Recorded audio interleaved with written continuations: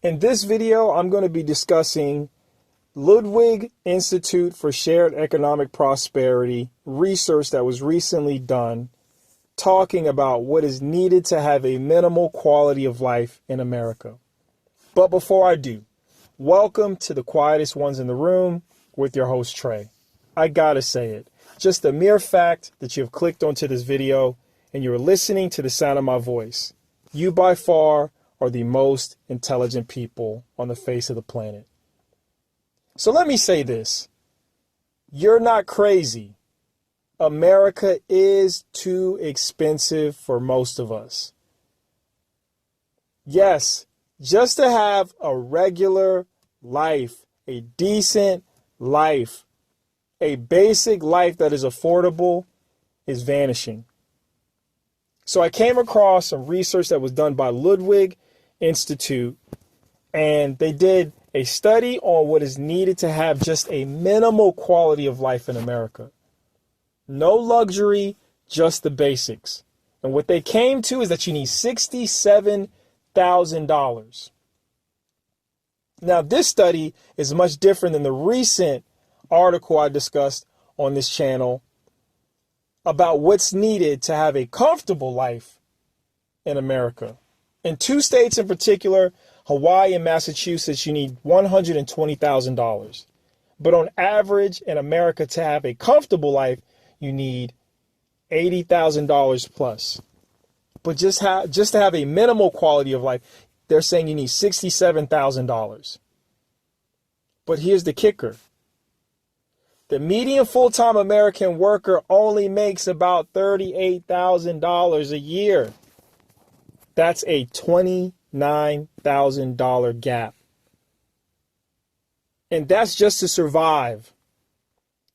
And so this cost of living, just to have just this minimal quality of life, includes obviously your housing, your health care, your education, if you're going to school, child care, and just a bit of entertainment, just to have internet and a phone. This is what's considered minimal quality of life. And so we have to ask ourselves, I go in the media and I see often from my perspective how the game is rigged. You know, the cost of basic things have more than doubled since 2001. Wages, they're down 4% when adjusted for inflation since 2001. And I just talked about how the dollar is at its weakest point in the last 3 years. It's at its lowest point over the last 3 years. And so your purchasing power is being eroded. So it really needs to start sinking in to so many of us that, yes, it's becoming harder, but should you really be taking all the full blame for the fact that you're having to live paycheck to paycheck? You see, people are earning far less than they did 20 years ago. And it's clearly not an accident. Because when I look at it, I see the stock market rising, which is always deliberate. I see the wealthy getting richer, all of their assets increasing in value. But I see the average everyday American struggling again to pay for rent, their mortgage, their vehicles, groceries. I see Americans getting laid off. I see Americans getting fired left and right. And then I go on the media and I see, unemployment rate is as low as 4%. But I know that there's another number called the functional unemployment rate. And if you count that number, which takes into account part-time workers, gig workers, and literally those who have given up on even searching for a job anymore, is closer to 24% of unemployment in this country. So you see, 1 in 4 adults can't find stable, livable income. And that's a crisis. But no one on Wall Street seems to care because the stocks are just ever going up. There's always the V-shaped recovery. Even when they're calling for a U-shaped recovery, the asset values just seem to keep rising, while the average everyday person is left holding the bag. So the economy doesn't work for most people right now. Corporate profits are soaring, not because they're paying you more or me more, but because they're paying people less. And we're starting to see how people are getting automated out of work. AI is right around the corner. Robotics are right around the corner. Self-driving vehicles are set to replace so many people who rely on stable income from driving a taxi cab or doing gig work like Lyft and Uber. And this all matters. If you've ever looked at your paycheck and you felt like it's gone the moment it arrives, it's because the wealthy have been extracting from you for far too long.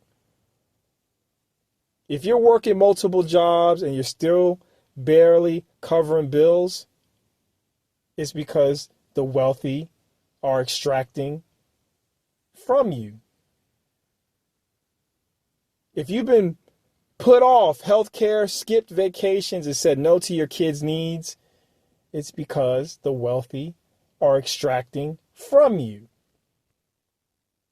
And it's not your fault. It's the policies that we have in place. The economics reward the wealthy in this country and punish the working class and middle class people who have built this country.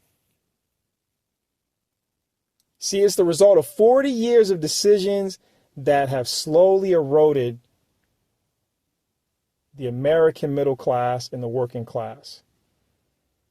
And everyone is starting to feel it and can't pretend any longer that everything is fine, because it's not. So I think where we go from here is you can't believe the hype. Just because the stock market is up, it doesn't mean that the economy is healthy. That narrative has to be challenged. Just because your house value is going up, it doesn't mean that the economy is healthy. Just because your 401k is rising in value, it doesn't mean that the economy is healthy. And I understand everyone has a personal financial situation that is different. But we can't forget about anyone else, or at least we shouldn't. We're all in this together. And so I think we need to demand better from local government and the companies that we support. Because at the end of the day, if you're not being supported by these politicians and the companies that you keep afloat, get the politicians out of the way with people who support you, or go into politics yourself, or think about ways in which you can really make a difference in your community, or focus on the companies that mean you well and transact with them, and don't transact with the companies that are just drying your funds up. Like, it's embarrassing to hear the Walmart CEO come out and say they're going to have to raise prices on you instead of eating the cost, when they well could. It's embarrassing that people are having to transition from Walmart to now going to places like the Dollar General and the Dollar Tree. And I'm not saying that there's anything wrong with that, because people need to find ways to save money. But the fact that you have to continually adjust your life just to find a way to save $1 is amazing, when the wealthy continually get richer off of your back while you're figuring out how to navigate the little slice of crumbs from a pie that you've received. And I should have said that in reverse, but you get my point. You've got crumbs. You might have had a pie at one point, but now you're just left with the crumbs. And it's not your fault. And something can be done about it, and something needs to be done about it. So please share your comments. Please like, share, and subscribe. I want to thank each and every one of you once again for taking the time to listen to what I have to say. I always appreciate your engagement. And I'm certainly motivated every single time you guys go on CashApp and donate to the QuietestOnes. I really appreciate it. And as I always say, ladies and gentlemen, until next time.